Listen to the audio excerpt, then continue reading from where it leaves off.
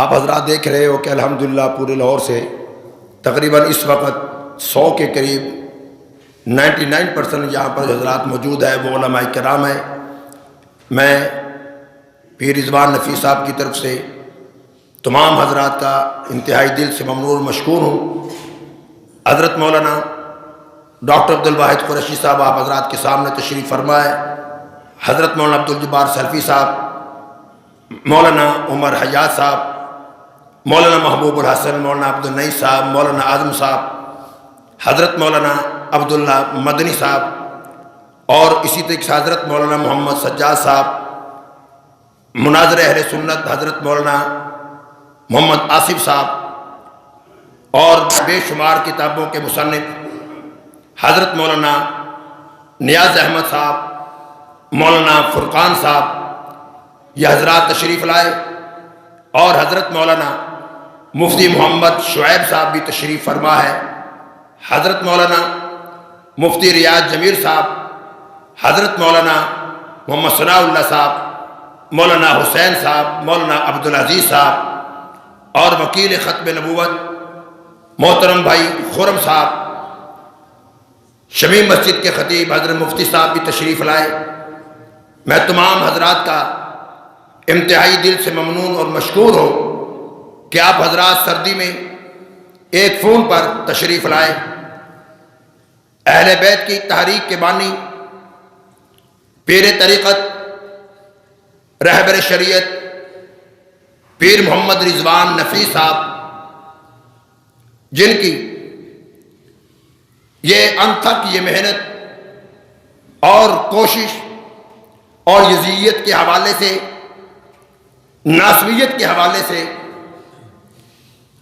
مختلف کتابوں کے تراجم، بے شمار کتابوں کے ان کے سعی کوشش اور اہتمام کے ساتھ بے شمار کتابیں شائع ہوئیں۔ مین مسئلہ ہمارا مولویوں کا، علماء کرام کا یہ ہے کہ ہمارا بالکل اس معاملے میں مطالعہ نہیں، ہمیں یہ طریقہ پتہ ہی نہیں۔ کوئی یزید کو کچھ کہہ رہا ہوتا ہے، کوئی یزید کو کچھ کہہ رہا ہوتا ہے۔ میں صرف دوستوں سے ایک گزارش کیا کرتا ہوں کہ جو ہماری بی بی نے یزید کے سامنے جو خطبہ دیا تھا، اگر ہم مولوی لوگ اس خطبے کو پڑھ لیں، یزیدیت آپ حضرات کے سامنے آ جائے گی، ناسبیت آپ حضرات کے سامنے آ جائے گی۔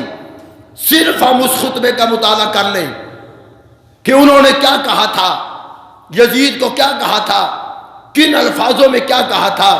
میرے دوستو، ہم کہتے ہیں یزید کا اس میں کیا قصور تھا؟ مجھے بتاؤ۔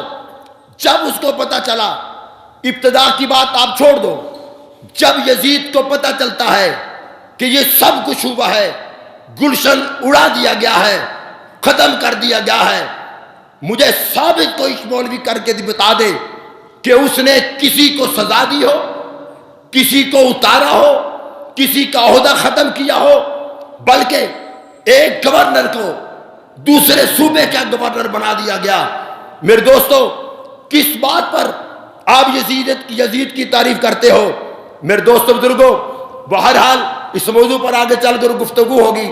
حضرت مولانا مفتی محمد شعیب صاحب تشریف فرما ہے، یہ انشاءاللہ گفتگو کریں گے۔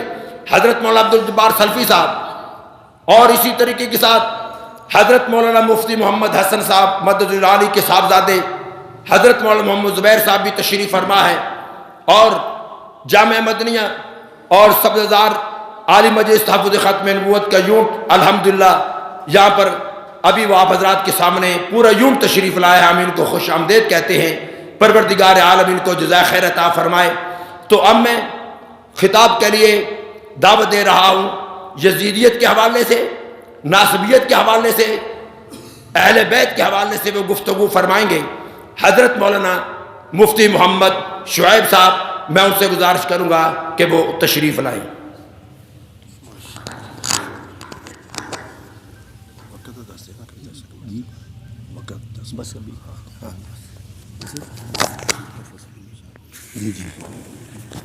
اور ماشاءاللہ آسٹریلیا مسجد، جامع مسجد کے خطیب حضرت مولانا ڈاکٹر محمد سلیم صاحب بھی تشریف لائے، ہم ان کو بھی خوش آمدید کہتے ہیں۔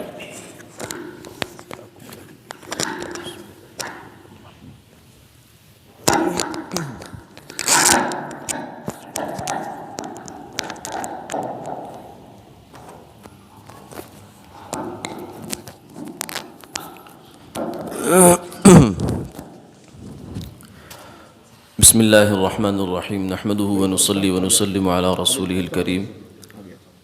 چونکہ علماء کرام بڑی تعداد میں الحمدللہ موجود ہیں، تو کچھ باتیں بلا تکلف بغیر کسی رسمی تمہید کے عرض کرنے کو دل چاہ رہا ہے۔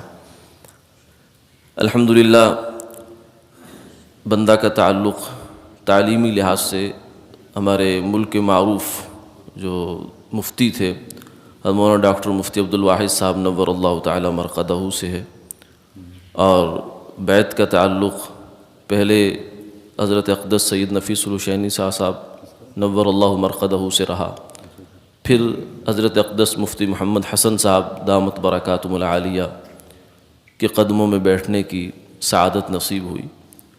تو اسی سلسلے میں جو ہے کچھ عرصے سے، کئی چند سال سے کچھ تحریروں پر اور کچھ چیزوں کو دیکھنے کا، لکھنے کا اللہ نے شرف عطا فرمایا۔ تو بھائی رضوان نفیس صاحب دامت برکاتہم العالیہ کی ذرہ نوازی ہے کہ وہ سرپرستی فرماتے رہتے ہیں، تو اس سلسلے میں کچھ تجربات سامنے آئے جو میں عرض کرنا چاہتا ہوں کہ ہمارے ایک بزرگ انہوں نے فرمایا کہ رافضیت اور ناصبیت یہ ایک سکے کے دو رخ ہیں، یعنی ایک ہی تصویر کے دو رخ ہیں۔ ہم سمجھتے ہیں کہ شاید یہ ایک دوسرے کے مخالف دو گروپ ہیں، نہیں، ایسا نہیں ہے، یہ ایک ایجنڈے پر کام کرنے والی دو پارٹیاں ہیں، اگرچہ بظاہر مخالف نظر آتی ہیں۔ کیوں؟ اس لیے کہ اگر آپ رافضیت کا مقدمہ مانتے ہیں تو بھی نتیجہ یہ نکلتا ہے کہ حضور کے صحابہ ہاتھ سے جاتے ہیں، اور اگر آپ ناصبیت کا مقدمہ مانتے ہیں تو بھی نتیجہ یہ نکلتا ہے کہ حضور کے صحابہ جاتے ہیں۔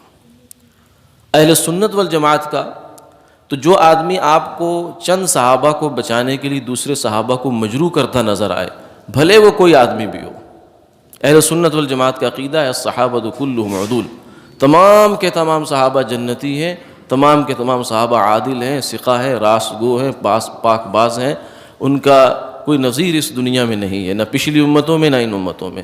تو ہر وہ انسان جو کسی صحابی کے بارے میں بھی اس کی گفتگو سے انسان کے دل میں میل آنا شروع ہو جائے کسی صحابی کے بارے میں، وہ دراصل ایک ایجنڈے پر کام کر رہا ہے، چاہے اس کا عنوان ناصبیت کا ہے، چاہے اس کا عنوان رافضیت کا ہے، کسی بھی عنوان سے کام کر رہا ہے۔ اصل بات یہ دیکھنے کی ہے کہ نتیجہ کیا ہے، ریسرچ نہیں دیکھنی۔ آج دنیا میں جھوٹ کو سچ کرنے کے لیے کیا کچھ نہیں ہوتا، عدالتوں میں چلے جائیں تو ایک سے بڑھ کر ایک وکیل ہوتا ہے جو جھوٹ کو سچ کر دکھاتا ہے۔ اصل بات یہ ہے کہ نتیجہ کیا ہے۔ اگر نتیجہ صحابہ کی محبت ہے، تمام صحابہ کی، تو پھر تو بات ٹھیک ہے، لیکن اگر کہیں اس بات میں فرق آتا ہے تو پھر یہ ایمان کے لیے خطرے کی بات ہے۔ اور اس وقت ایسا ہے، ایک بہت بڑا طبقہ ہے جو صحابہ، مدح صحابہ کی آڑ میں اہل بیت کے بارے میں منفی تاثر پیدا کر رہا ہے، اور اس حد تک کر چکا ہے کہ ہمارے جو خالی الذہن علماء ہیں وہ بھی اس کی لپیٹ میں آ چکے، بڑی حد تک۔ دو مثالیں بس، ایک تو خود میرا اپنا تجربہ کہ ایک دفعہ ایک مسجد میں جا کر جمعہ پڑھانے کا موقع ملا، تو جو ہمارے یہاں خطبہ معروف ہے حضرت شاہ اسماعیل شہید صاحب رحمہ اللہ تعالیٰ کا، جس میں حضرات صحابہ کے، خلفاء کے اور حضرت اہل بیت کے نام آتے ہیں، تو اس خطبہ میں نے پڑھا۔ تو بعد میں ایک ساتھی مجھے چھوڑنے کے لیے، وہ ہمارے لاہور شہر کے ایک بڑے جامعہ کے فاضل تھے وہ ساتھی، وہ جب آئے تو مجھے کہنے لگے ڈرتے ڈرتے، مولانا ایک بات کرنی ہے آپ سے۔ میں نے کہا جی فرمائیے۔ تو کہنے لگے جو آپ نے خطبہ پڑھا ہے اس میں شیعوں کی تائید نہیں ہو رہی؟ لا حول ولا قوت الا باللہ۔ یعنی اس حد تک ہمارے ذہن نیچے جا چکے ہیں کہ اگر حضرات اہل بیت کے جمعے کے خطبے میں نام لیے جائیں، یہ وہ خطبہ ہے جو آج تک ہمارے اکابر پڑھتے چلے آئے ہیں، شاہ اسماعیل شہید رحمہ اللہ، شاہ ولی اللہ کا خاندان، مجدد صاحب کا خاندان۔ ان سے بڑھ کر کس نے مدح صحابہ پہ کام کیا؟ ان سے بڑھ کر کس نے اہل سنت کے مسلک کو تحفظ دیا ہے؟ تو وہ صاحب یہ کہنے لگے کہ کیا آپ اس سے خطبے سے تائید نہیں ہو رہی؟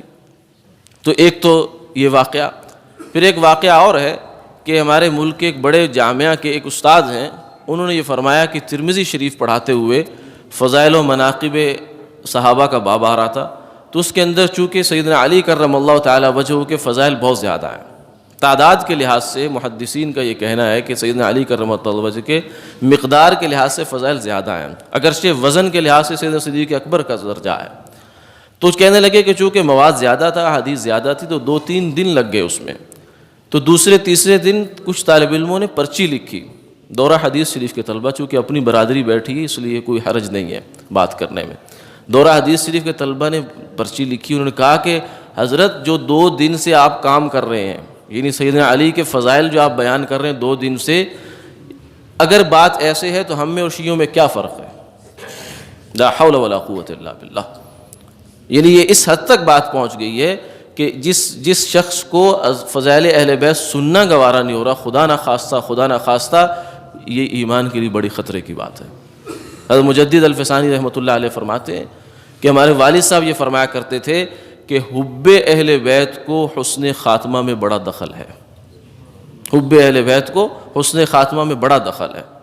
حضرت حاجی امداد اللہ مہاجر مکی رحمہ اللہ فرماتے تھے کہ اللہ والوں سے تعلق کا ادنا جو ہے بڑا فائدہ یہ ہوتا ہے کہ اللہ خاتمہ ایمان پہ کرتے ہیں، اور جتنے اہل اللہ ہوئے ہیں حضرات صوفیہ جتنے شروع سے آج تک ہیں، ان کا اہل بیت کے ساتھ ایک خاص تعلق ہوتا ہے، وہ پکے سنی ہوتے ہیں۔ حضرت مجدد صاحب سے بڑا کون سنی ہوگا، حضرت شاہ ولی اللہ صاحب سے بڑا کون سنی ہوگا، لیکن اہل بیت کے ساتھ ان کا ایک خاص تعلق ہے، ربط ہے، شدید سنی ہونے کے باوجود، پختہ سنی ہونے کے باوجود۔ تو فرمایا کہ یہ فرمایا کرتے تھے، تو جب والد صاحب کا آخری وقت آیا تو میں نے سوالیہ نظروں سے دیکھا، تو فرمایا کہ الحمدللہ میں اپنے آپ کو اس محبت سے سرشار پاتا ہوں۔ تو یہ ہمارے ایمان کی ضمانت ہے، حضرت صحابہ کی محبت، حضرات اہل بیت کی محبت، یہ ہمارے دلوں میں ہونی چاہیے۔ اس سلسلے میں کسی رعب میں آنے کی ضرورت نہیں ہے، کسی مروبیت میں آنے کی ضرورت نہیں ہے کہ لوگ کیا کہیں گے، تاثر کیا ہوگا، کیا نہیں ہوگا۔ جو حق بات ہے اس کو انشاءاللہ ہم کہتے رہیں گے، لکھتے رہیں گے، کرتے رہیں گے۔ تو انصاف پسند لوگ جو ہیں ہر زمانے میں ہوتے ہیں، اللہ تعالی ہماری بات میں اثر بھی دیں گے انشاءاللہ۔ اور آج کی یہ نشست جو ہے یہ بھی اللہ تعالی اس کو قبول فرمائے، اور جس مقصد کے لیے یہاں ہمارا جمع ہونا ہوا اللہ تعالی اس میں برکتیں عطا فرمائے، اور ہم یہاں سے ایک نیت لے کر جائیں کہ انشاءاللہ اپنے اکابر حضرات کا جو مسلک ہے اور اس کو سمجھیں گے، پڑھیں گے، اور پھر اس کو اسی طریقے سے انشاءاللہ بلا کم اوقاس بیان کریں گے۔ اللہ تعالی عمل کی توفیق عطا فرمائے۔ وآخر دعوانا الحمدللہ۔